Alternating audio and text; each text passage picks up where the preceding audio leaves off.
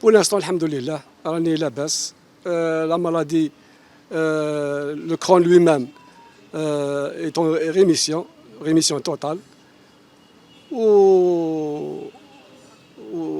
Jusqu'à ce jour, je suis sous traitement, et alhamdoulilah. Je ne sais pas est-ce que ça va durer longtemps, ou le traitement que je prends actuellement, je ne sais pas est-ce que ça va durer encore, est-ce qu'on va changer de traitement, je ne sais pas.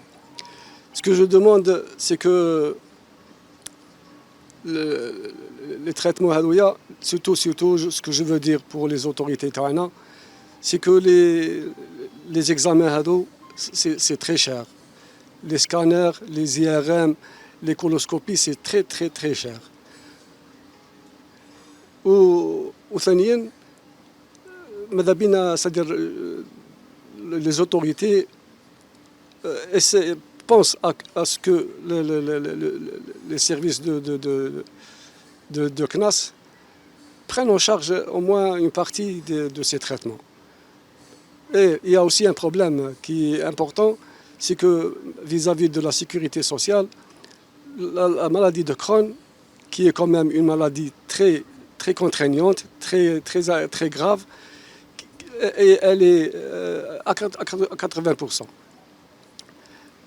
Par rapport à d'autres maladies, je pense que c'est une maladie qui est quand même très grave. La maladie هذه normalement تكون au moins remboursable à 100%.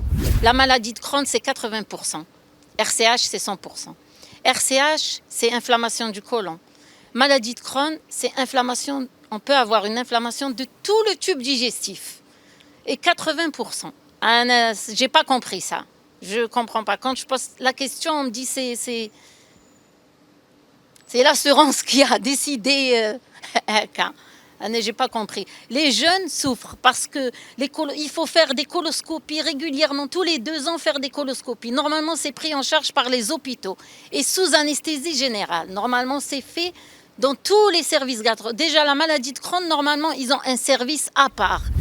Bon, d'un autre côté, ce que je préconise aux malades de Crohn, bon, on a vu mon âge, j'ai eu la maladie à un âge avancé, mais pour les jeunes lamdjaïens, c'est encore plus compliqué à aller.